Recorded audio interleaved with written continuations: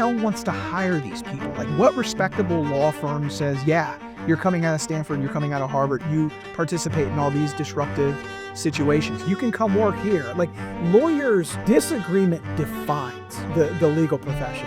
If everybody agreed, we wouldn't need lawyers. And yet, being able to understand all perspectives on a given issue so that you can argue against your opponents. These people in these schools, in these law schools, run from disagreement. And that's literally what they're going to be hired to have to handle. So talk to me about that. This is why there's a crisis in law firms and corporate legal departments as well. And we're seeing a bit of a pushback to that. That's another thing I could have said to the earlier discussion of, what can we do? In broader society, I'm cautiously optimistic because there has been what we talk about now as the vibe shift, not just the election in November, but just a cultural pendulum swinging back where not the kind of politically active, constantly online people, but normal, everyday people say, this is ridiculous. What is this speech police? What is these concepts that make no sense? And so we're seeing a reaction in society, kind of a righting of the ship. But there's not that same feedback mechanism in higher education.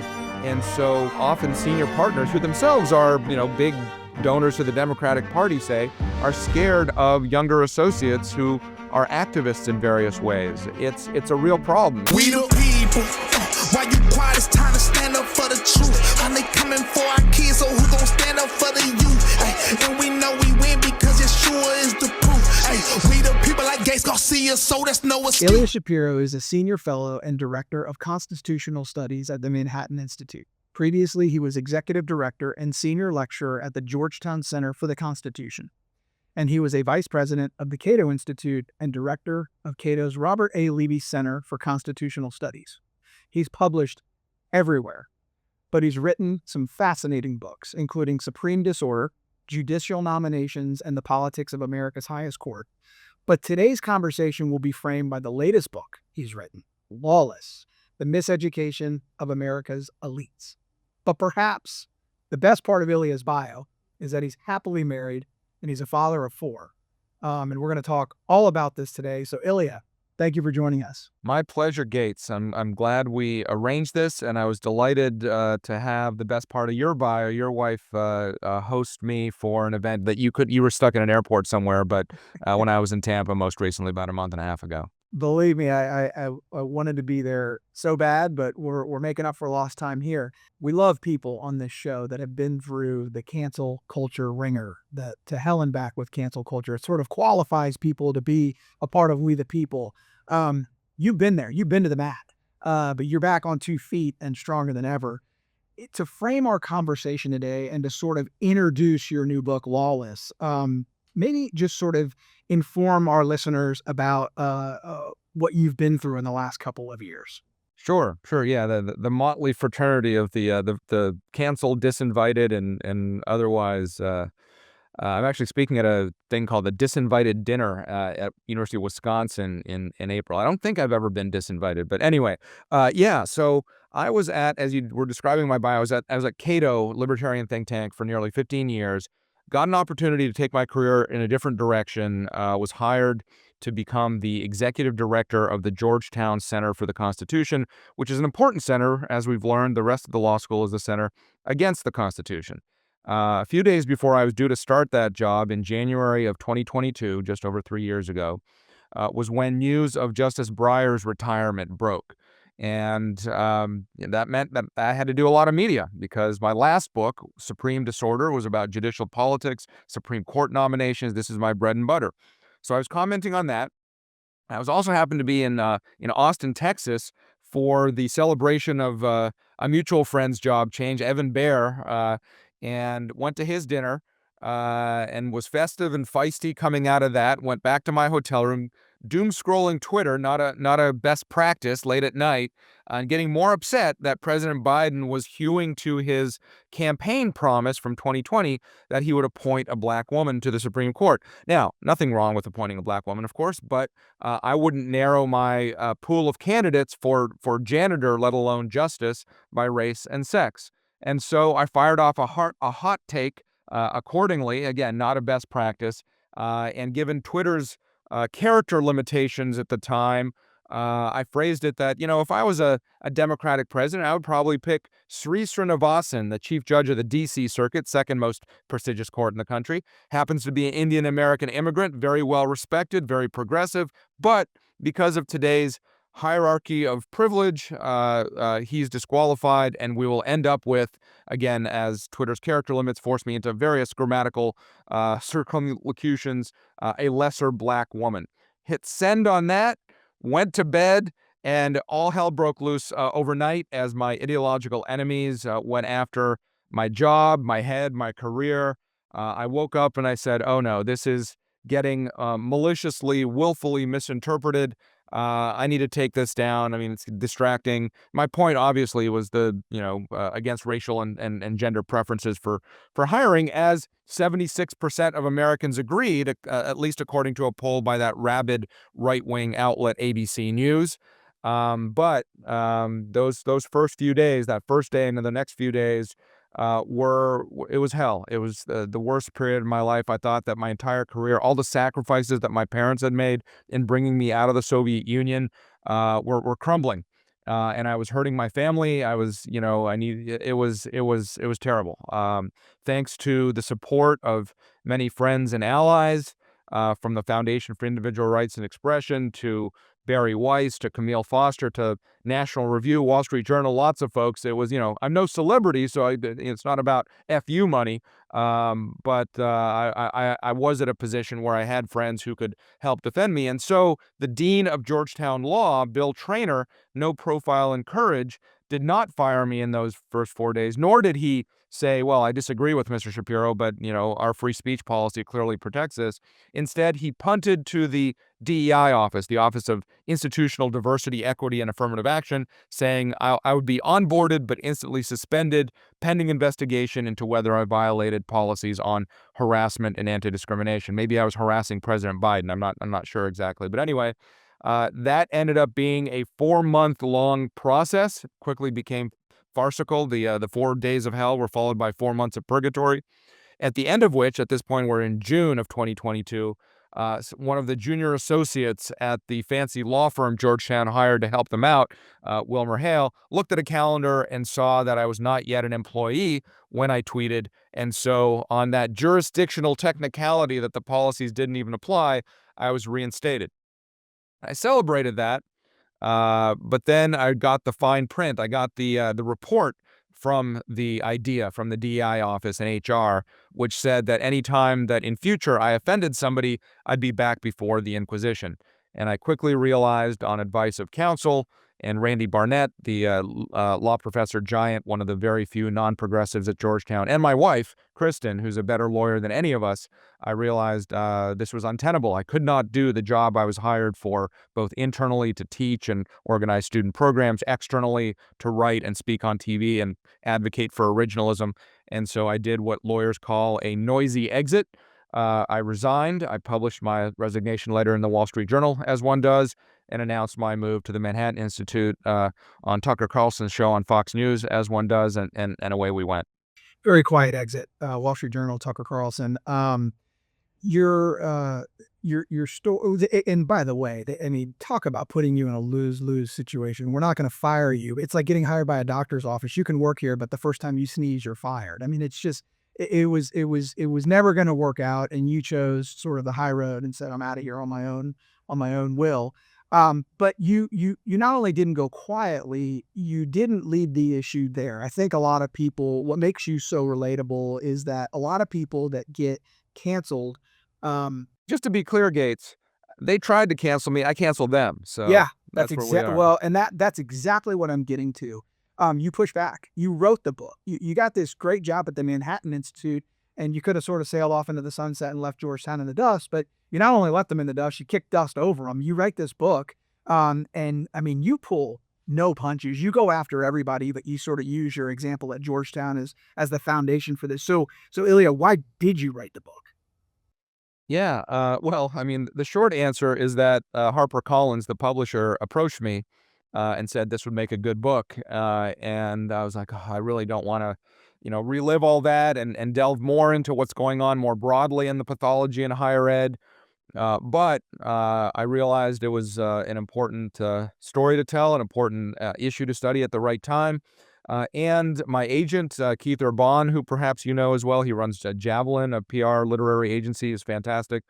He got a good deal for me, and I said, "All right, let's do this." And it was, writing my story was cathartic, but then diving into using that so-called lived experience as a jumping off point for talking about the failures of ideology, bureaucracy, leadership in higher education generally, and law schools specifically, because law schools are more important than, no offense, English departments or sociology departments. They graduate the next generation of gatekeepers of our legal and political institutions. And if those gatekeepers believe that all of the law, all of our institutions are illegitimate and need to be torn down and rebuilt according to some intersectional matrix, that's a problem. And so, I wrote that up and kind of have been doing media on it even before the book came out, and publishing op-eds and all of this to use the platform that I've been given, that I wasn't asking for, to shine a light on the rot in academia, which I think has been elevated even more into the public discourse after October 7th, after the Hamas's attack on Israel and the just bizarre response on college campuses. And we're going to get back into that in a moment. I want to talk a lot about what's going on inside of law schools and higher education in general and the ramifications that it's going to have on society down the road. But I want to sort of stay in this personal realm for a minute. The book Lawless was so revealing from a personal standpoint. You you cover the important issues for society, but you really give it a lot of attention from the personal side of things. The one thing that struck me was that when all this is going on with you in Georgetown, your wife's pregnant with twins. You actually find out that she's pregnant with twins, and you already have two kids. So as a soon-to-be father of four, a current father of two at the time, can you can you sort of talk about the lessons you drew from that? And then, sort of fast forwarding 10 years, 20 years down the road, what lessons do you draw as a father to pass on to your children from this? How will you talk to them about this when they're adults? Well, when it first happened, those first few days of hell, once I got back home from Austin, and I was kind of on damage control, and got at least a master's in crisis management and PR and all of this stuff. And again, I'm just so grateful to so many people who either publicly or through back channels to the dean or otherwise were helping me without my having to ask. But the kids could sense that. My boys at the time were 6 and 4, and they could tell that mommy and daddy were upset about something. They acted out a little bit. There was tension between me and my wife, of course. I wasn't sleeping. There were, gastrointestinal issues. I mean, again, it was not pleasant. Um, but then after the first few weeks, when I was taking the so-called investigation seriously, and my lawyer and I put in a written statement and did an interview via Zoom. This is the other surreal part of this whole thing, by the way, Gates, that this was still, even though it was spring of 22, it was Georgetown, so it's COVID mania was still in full bloom, and so I never met either the dean or the inquisitors in person, because then we'd have to be masked and 12 feet apart or whoever else. So it was all on Zooms, but I did all that. I took it seriously, but then very quickly it became clear that this was just a farce.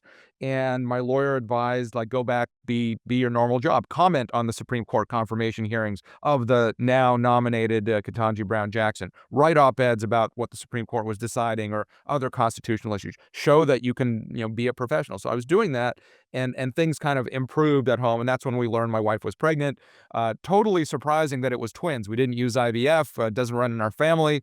Just one of those things. And I was actually at a conference in California when I got the news. Kristen had gone to her doctor, and I was expecting either a text thumbs up or a call if something was wrong, and she texted twins, and I was like, oh my gosh. So and then that period was interesting. There was uncertainty, of course, but after the first month or so, when people started saying, "Hey, if you need some temporary job, place to hang your hat," again, I was very gratified by people coming out of the woodwork in support. So I was fairly confident I'd be, I didn't know where I'd end up at Georgetown or otherwise, but I thought, okay, we're going to have health insurance. We're going to have, my salary and stuff somewhere. And so it just became a period of kind of dealing with this weird situation. And for my family, it was a time of togetherness. The family was going to grow. The boys were excited that they were going to have a little brother and sister, as it turned out, and our little cancellation babies, as we started calling them. But it was uh, I especially after the end, when I was in control of that media cycle for 2 weeks, which was just, oh my gosh, such a relief.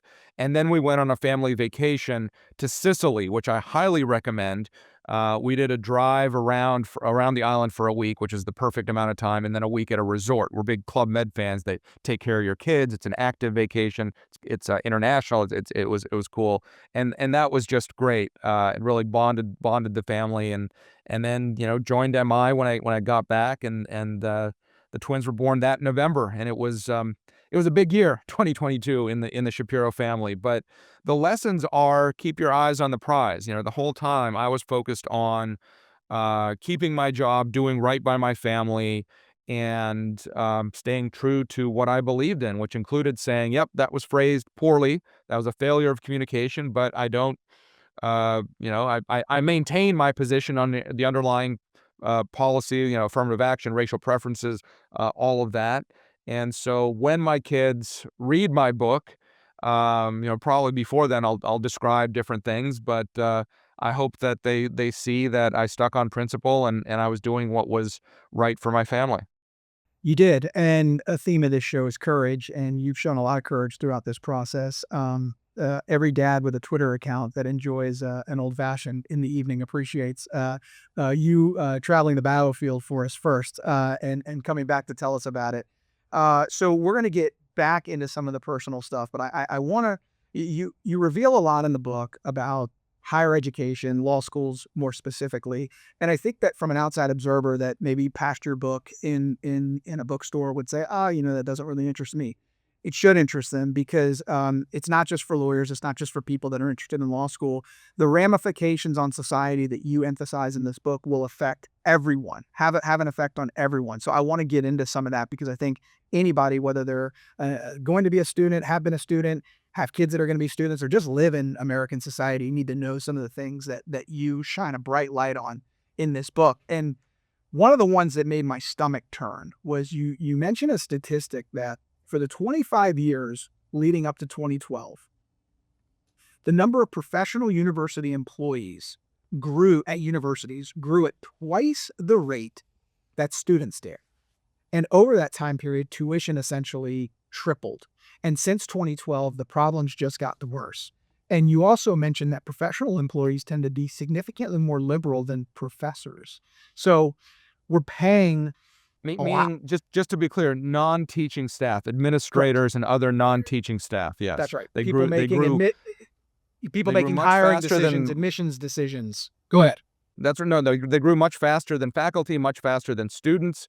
At some schools, there are now more educrats, as I call them, educational bureaucrats, than students. And the joke is that 100 years ago, Yale students came to campus with their own personal butler, and now maybe the point is to give them personal butlers again. In the last 10 years, most of that administrative growth has been in the DEI space. It started off with just student services and hand-holding and lots of other stuff, schools competing on climbing walls and lazy rivers and that kind of student services stuff. But then it very quickly became diversity offices, gender studies administrators, all of these various things that, as bad as faculty are, and faculty are skewed very much to the left, but that's not a new story. That's been going on for decades. And the story that I was telling and the research I was doing was about the new phenomenon, not the liberal slant, but the illiberal takeover, which is a significant part of that is this bureaucracy.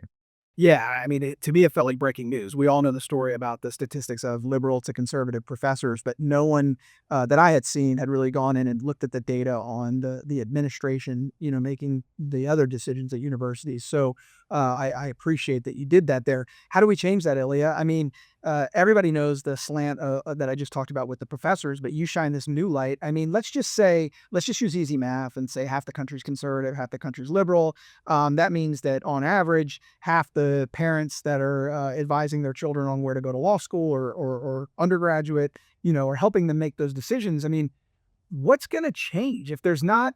There's clearly a significant imbalance in supply and demand in the university system. Um, what do we do about that? I know these institutions are so big and so old that it's like turning an aircraft carrier around. So maybe it's not change them. Do we build parallel institutions? Like, what do we do, Ilya? So all of the above is the answer. You never know what'll work where. Some institutions will decline in prestige and as a going concern. Now, your Harvard, which has a $60 billion endowment, that gives you a lot of wiggle room for going in the wrong direction and losing out on applicants or what have you, or donations. Although, in the last couple of years, applications and donations and percentage of alumni giving to Harvard have all gone down, which has raised alarm bells. Unclear whether the administration there is really taking firm steps. I mean, Claudine Gay resigned after that disastrous hearing in Congress of the university presidents, but that's a symbolic thing. That's not going to change the underlying programs. And if they still have all of those DEI offices that arrange orientations and trainings and struggle sessions to orient students to make sure they're not they're not engaging in wrongthink, getting rid of the president is not going to change very much. And just to put a finer point on the stats that you were saying that you were leading to, if the American populace is split roughly evenly, the faculties are about 6 to 1 left to right, and that's being generous, because if you take out the business school, the economics department, and the engineering schools, then that more than doubles, like 12 to 1 or so. Administrators are something like 15 to 1, with 40% self-identifying as far left. And they are not, trained in academic norms or free speech, academic freedom. They have this agenda of reworking structures to rebuild them to reflect that your rights depend on whether you're part of a class deemed oppressor or oppressed. There's a privilege hierarchy, and all of these kind of postmodern critical theories or critical legal studies in the law school context. So what do we do about it? Shining a light on it is important.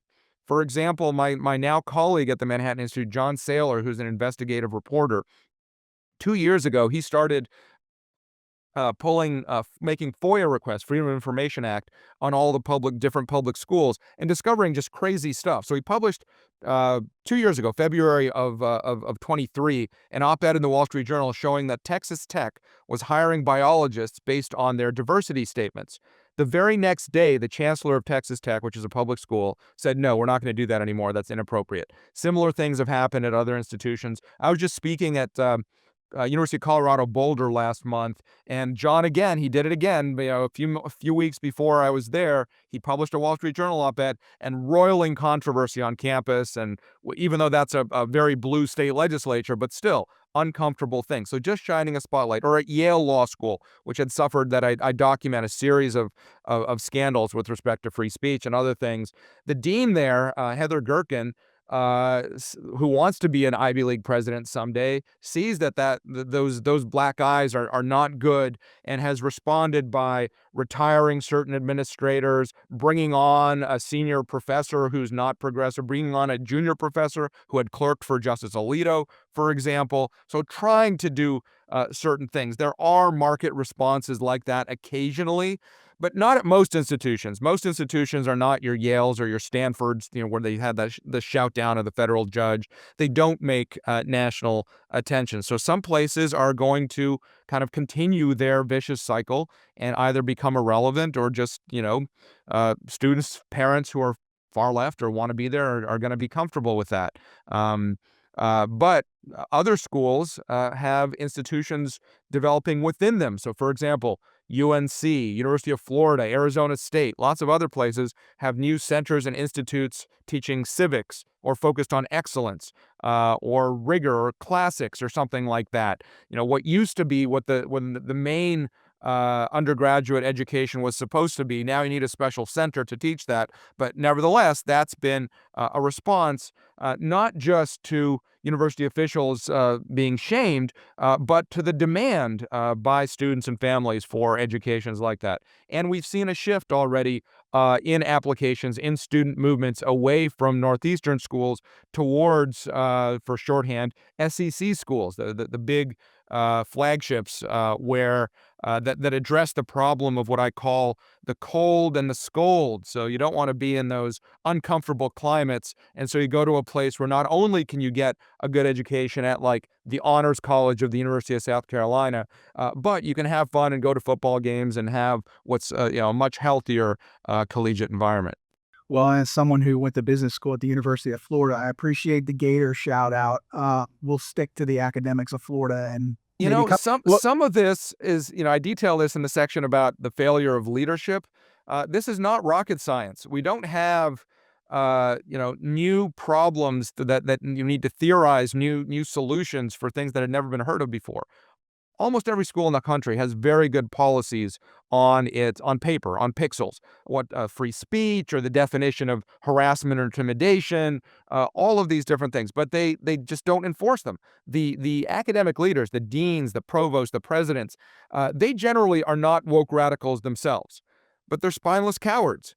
And they kowtow, they refuse to enforce the rules against these illiberal mobs, these illiberal inmates that have taken over their institutions. And so when it happens that somebody actually does enforce the rules, again, not rocket science, at University of Florida, for example, where Ben Sass, it's too bad that he had to leave for personal reasons, but in response to the pro-Hamas encampments, for example, he said this violates our rules, and he was even more creative. He didn't just send in police, he turned on the sprinklers.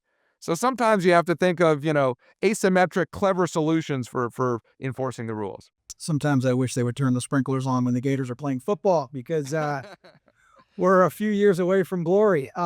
So I want to ask you one more thing about this law school situation. Then I want to talk about merit, DEI, and some other things. But this next question, again, in Lawless, what I love about the book is everything you talk about affects every member of society. And this question is going to exemplify that. It doesn't matter who you are in America or where you live. You're going to come in contact with a lawyer at some point in your life. You're going to come in contact with a judge. You're going to get a speeding ticket, whatever it may be. This affects everybody. And we have this funnel, these law schools that our sort of judicial legal system is going through. And it's awful. It's illiberal, all the things you say. And we see these speakers like yourself, like others, go to these law schools, get shouted down. You point out the vulgar language that they have to deal with when they're on those campuses. This is the candidate pool that law firms have to hire from. So, and these are the people that are going to be running our legal system for the next 20 to 50 years. So sort of a two-part question. One, is this corrupting our legal system for the future?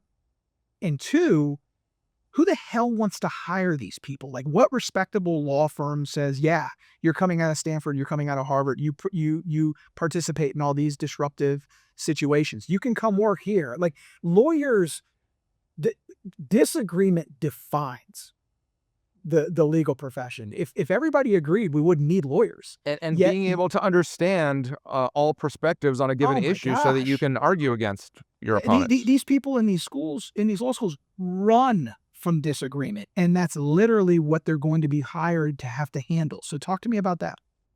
This is why there's a crisis in law firms and corporate legal departments as well. And that we're seeing a bit of a pushback to that. That's another thing I could have said to the earlier discussion of, what can we do? In broader society, I'm cautiously optimistic because there has been what we talk about now as the vibe shift, not just the election in November, but just a cultural pendulum swinging back where not the kind of politically active, constantly online people, but normal everyday people say this is ridiculous. What is this speech police? What is this these concepts that make no sense. And so we're seeing a reaction in society, kind of a righting of the ship. But there's not that same feedback mechanism in higher education. And so, often senior partners who themselves are, big donors to the Democratic Party, say, are scared of younger associates who are activists in various ways. And it's a real problem. It's why, for example, someone like Paul Clement, who's possibly the best lawyer in the country, former Solicitor General, has argued more than 100 Supreme Court cases. He was fired by not one, but two corporate big law firms in his career for winning cases at the Supreme Court for clients that were deemed politically incorrect. If that can happen to Paul Clement, or other partners that, say something that's mildly against the prevailing ideological orthodoxy on a conference call, if that can happen to, wealthy, privileged, if you will, high-profile lawyers, then it can happen to anyone. Canada, California have passed legislation that sentencing of criminal defendants differs for same criminal record, same particular crime, differs based on what your ethnic background is. I mean, it's scary stuff that can develop, and I would hope that they're the same market mechanisms that are leading the Mark Zuckerbergs of the world to change their policies and get rid of their DEI offices will have at least some of an impact on these law firm employers. But it's the jury's still out, and if they keep providing so many pro bono hours right now, as we speak, there's this roiling debate about Mahmoud Khalil, the leader of the Columbia disruptors and vandals, supporter of Hamas and all of that, and whether his green card can be pulled. I've written quite a bit about that in New York Post most recently. And there's, law firms are jumping over themselves to provide pro bono representation for him. But that doesn't happen with, forget somebody similarly controversial on the far extremes. I think there was one law firm of the biggest 250 in the country that filed a brief supporting overturning Roe versus Wade in the Dobbs case, for example. So we're just so skewed in these industries, it can only get worse if the students are not taught to that there's value in civil discourse, in understanding opposing views.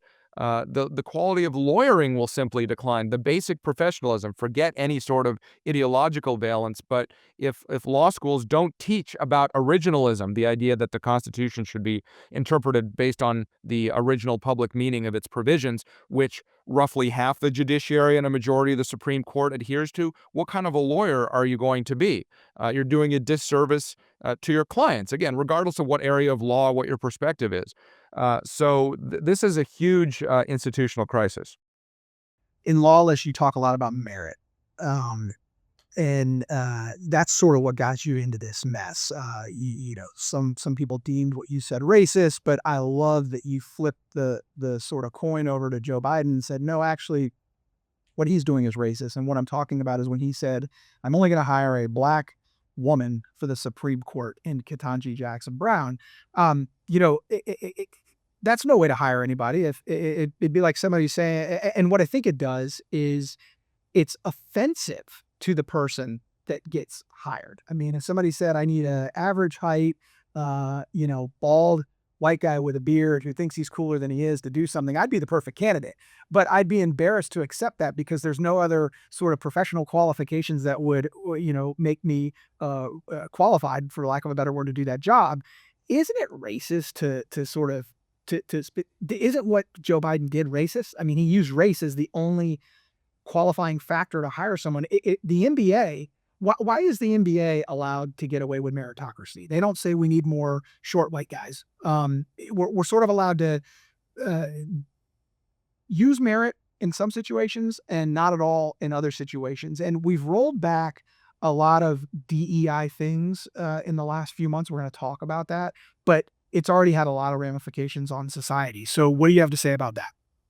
Yeah, the debate over what's called affirmative action really is identity preferences is the problem. The problem is not making sure you're recruiting everywhere, that you're not just, if you're Harvard in the 70s, you're not just going back to the same 12 prep schools in the Northeast, that you're making sure that you're finding the diamonds in the rough at the public high schools across the country. Things that's great. That's what affirmative action was originally conceived to be, and is, it's not that it's unproblematic. It's a good thing. The problem is when you as you say, don't use merit, but judge people purely on these other categories, and that is. It overlaps with DEI. It's certainly part of the whole diversity industrial complex, as I put in a recent essay in the journal Sapir. Um, but it's separate from that. DEI is kind of instituting these ideologies. It's not just about hiring or making a campus that looks like America or anything like that.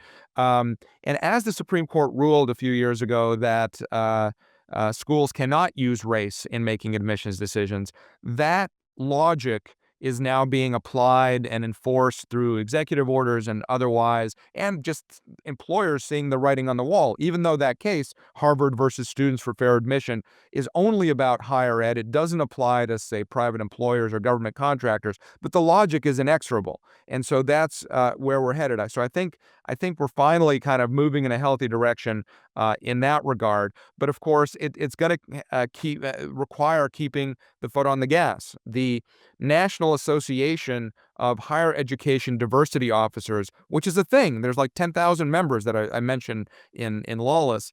They're not going to go quietly into the good night and just learn to code or something like that. There are stakeholders, teachers unions, all these other institutional, the American Bar Association, which has a monopoly authority over accrediting law schools, which is a huge problem. Get into some of that green eyeshade stuff. It's not just about creating alternative institutions. University of Austin is great and all this stuff. Fine. But accreditation, which is, the least sexy thing you can get involved in government bureaucracy, is a huge problem here. Kind of meandering away a little bit, but merit. Look, just judge people based on whatever the merit of the position you're hiring for, which is going to be different for law schools versus the NBA versus an engineering department, what have you. And I think there's a comfortable supermajority of Americans who like that. Yeah, I'm very empathetic to the whole DEI situation. I'll say something potentially controversial here. I think DEI comes from a good place, maybe at the very, very, very infancy of it. But, you've got to love people with your heart, but you've got to act with your head. And you actually end up doing a lot more damage to these individuals that you're trying to help through DEI than you would have through a meritocracy sort of situation. It's like the short, terrible basketball player putting him in the NBA. I mean, it'd be awful for him. It'd be a terrible career decision. It'd be a terrible life decision. He wouldn't perform well. It wouldn't be good for anybody. So we need to sort of act more with our head and think about the long-term ramifications of these things. Let's talk about peak woke. And I call it peak. Before we get to that, let me do one more beat on DEI.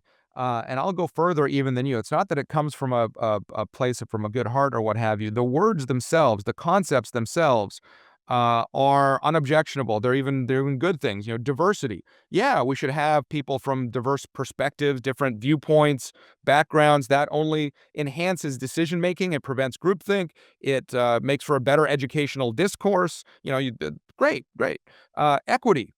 In the legal sense, it's an Anglo-American concept that courts have used for centuries, meaning treating people fairly, and that's what it means in layman's terms.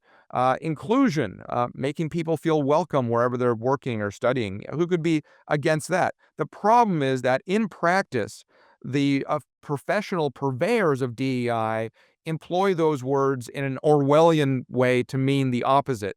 That means being against intellectual diversity. That means being for equal outcomes, not equal opportunities. That means excluding those who diverge from the accepted orthodoxy. It's a pernicious thing, and people say, "How can you be against having different kinds of people?" Well, yeah, but look at what the programs of any DEI office at any school and what they're doing. and they're talking about how, excellence and academic rigor are tropes of white supremacy and things like this. And you have to, check your privilege and all of these just completely unhealthy things that balkanize our society. And I'll tell you, Gates, they fail all of these DEI structures on their own terms. Campus surveys show that student feelings of belonging generally, or student comfort with racial diversity specifically, are inversely correlated to the size and budgets of these diversity offices. It's mind-boggling. Oh, Ilya, I said I was empathetic, but I did not say that I still don't think that they're very clever and they've taken something that could have been one thing and made it very evil over the time that it's existed. So let's talk about something along the same vein: wokeness, Ferguson, George Floyd, BLM, COVID. I, I think we've reached, or have in the past reached, peak woke. We're going to talk about something you wrote on Substack in a minute, but let's just assume for this question that peak woke has happened. When was that? Maybe around the time. You can disagree with me. No. I think you're right. In society writ large, I think that's right. It happened somewhere between COVID and the mostly peaceful but fiery protests and my experience with Georgetown, the troubles, as some of my friends call it. So 2021, 2022, probably. In society writ large, that's when the pendulum started, I think, really swinging back. But the institutions are still there. The structures are in place. President Biden put in what I call commissars, people at every federal agency whose responsibility is to enforce DEI ideology. Now, President Trump's executive orders have reversed those, but who knows in practice what exactly going on? Are they being reshuffled? Are they still doing trainings? It's going to take, continued sustained effort to reverse that. But in higher education, I'm not convinced that we're seeing the same dynamic. There's, lip service being paid. There's cosmetic changes. There's deck chairs being rearranged on the Titanic, those sorts of things. But in many places, in most places, in the industry as a whole, there's massive resistance. And I use that phrase advisedly because, of course, it comes to the Jim Crow South in their response to Brown versus Board and the desegregation orders in the 50s and 60s. So by no means is the vibe shift or the Supreme Court's decision in the Students for Fair Admissions or President Trump's executive orders, that's not the end or even the beginning of the end. It might be, again, to extend the Churchillian formulation, the end of the beginning. But it is going to take sustained effort to right the ship of our political culture. Yeah, you're bleeding right into my next question. So Lawless is worth way more than the $25 anybody's going to pay for it. My copy certainly is, because my copy's signed. But I got so much value out of that book. Another place that you write is your Substack, and that is worth its subscription 100 times over. I encourage anybody to go check out your Substack. It's Shapiro's Gavel. Shapiro's Gavel. So you write on there, you wrote this beautiful sort of 5-piece set to go along with your book throughout the launch of it. And one of the articles sort of reflects on Trump's executive orders on DEI. And you sort of say, look, in the first month that my book's been out, so much of this DEI stuff has been addressed in these executive orders. Now, in your last answer sort of reflected, we could sort of argue, how effective some of them are, how great, to what great lengths they're going. But let's just assume that they're all good, great, and they're all working. If you had to pick one or two areas of the DEI sphere that either isn't being addressed or we need to go after next, what would that be? Well, it's still the things that those orders went after. I mean, Colombia now is in the news not just for Mahmoud Khalil, but also because $400 million of grants is being withheld because of violations of civil rights rules, free speech rules, assorted things that are under Title VI. That is when you take federal funds, there's all sorts of strings that are attached. And I think and hope that's the tip of the iceberg. There's a number of schools, a couple of dozen at this point, I think, that are under investigation for all sorts of violations. Sometimes not that they themselves are violating their students' rights, which they do in the due process context, the free speech context sometimes, but also in that, they're aware of students being blocked from accessing their classes, or their libraries are taken over, or they're being harassed and intimidated, and the universities are doing nothing.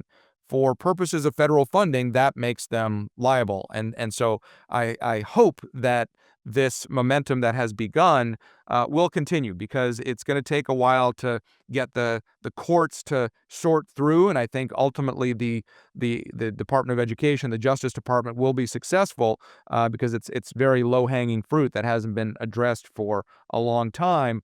But if we even have a hope of fixing these institutions, of regaining some of the public confidence that has been rightly lost by academia, then it will take this oversight by the federal government, by state governments for public schools, by employers, by judges. My friend Jim Ho on the Fifth Circuit and Lisa Branch on the 11th Circuit with a dozen colleagues declared a boycott of Yale and Stanford and Columbia for hiring law clerks going forward, not punishing the students that were already there, saying, these institutions, you're failing in your jobs. We can't trust the education that students there are getting, so we're not going to hire from there. Employers, including law firms, who said that anyone who joined a statement supporting Hamas, that's like joining a statement in the 50s saying, yeah, we agree, don't hire black people. That's inappropriate in our environment. Or at Stanford, when they shouted at the federal judge, Judge Duncan, we hope your daughters are raped. We don't think that those kind of lawyers are going to be successful in the high pressure environment that exists at our company. So it's going to take a lot of these kind of exogenous shocks to change things. But again, the cost of liberty or equality, prosperity is eternal vigilance. Ilya, my kids and your kids are similar ages. Mine are 10, 7, and 4. Where the hell am I going to send them to college? I mean, what will college look like then? We hear arguments that a college degree isn't worth what it used to be. But, in the traditional sense that my kids grow up and go to college and all that sort of good stuff, where are they going to go? They don't get the Teal scholarship to go off and be skip college and be serial startup founders and all that. Well, I've been asked this question a lot, as you can imagine, and like you, I feel fortunate that my wife and I won't be having to make this decision for quite some time yet. Right now it's tricky, and I would advise those honors colleges and classics and civics institutes at large southern universities or Arizona or other places where there have been these healthy developments in these areas, because again, you have to be more mindful of picking your professors and forcing yourself to study and get the education and things like that. But you're going to have a much more balanced educational experience. And again, depending on which field you want to go to, I've talked to CEOs of engineering companies say, we're not going to hire from Princeton or Penn or these places. We just don't know what we're going to get. There's a lot of sense of entitlement. There's grade inflation. The average grade at Harvard is higher than an A. It's bizarre. We don't know what we're going to get there. But the Purdue Engineering School is fantastic, and those kids have good work ethic, and so that's or Georgia Tech or other places. So I don't know. I'm wearing a shirt now of Florida Polytechnic University. I'm a DeSantis appointee on that state school. Jesse Panuccio and I joke that we're the diversity picks for that board because we're lawyers. We don't have STEM backgrounds. But anyway, that's a great place, which it's okay if you haven't heard about it. Even in Florida, I hadn't heard about it until the day before I was appointed to it, but it does fantastic work. The graduates are snapped up and get hired by whether it's tech firms or utilities or aerospace or whatever in 10 years. If it's not, the gold standard and nationally known, then we trustees will have failed at our job. But there's lots of different places that you can send your kids to. You just have to, be deliberate and make sure that you ask the right kind of questions. I have a couple more questions, and this one is my favorite this is the one I've been looking forward to the most, because what we try to do on this show is be relatable to our audience, regardless of who the guest is, and give them something to take away that's applicable to their own lives. So we're all in jobs, and we're all in different jobs, but for the average American that works for company ABC, a little bureaucratic, has a boss, whatever, that stifles free speech. What is your advice to that person? How should they go about living their life at the job at home, in their social lives, online through social media, that says free speech is my right as an American. It's my most fundamental right. I have a right to exercise that, but my employer's putting pressure on me to do otherwise. What's your advice to them? Well, it depends what stifling free speech means, and depends what kind of company you're working for, how big a profile you are, what free speech you want to engage in. If people who are working for, whether it's Ford Motor Company or Apple or some mid-size, lawn furniture manufacturer, on the side are, engaged in KKK rallies or something like, or pro-Hamas protests. That's something the employer might not want to, whether you call it cancel culture or not. Part of cancel culture is disproportionate response. I mean, there's different definitions of that, but it's perfectly appropriate for a company to say, I'm sorry, this makes us look really bad, uh, you can't work here while you're doing that. On the other hand, if it's internal things and there's like a Slack channel and you're debating what the right policy is going to be, how do we advance this product or what have you, and you say so you have some disagreement about that some people view as politically incorrect. I mean that's harming the company if employees feel they can't express what ideas about what would make the company move forward and things like that. So again, this is part of the pendulum swinging. I think a lot of corporate CEOs have used the. It's not necessarily that they're all attending Hillsdale lectures and consuming my work and whatever.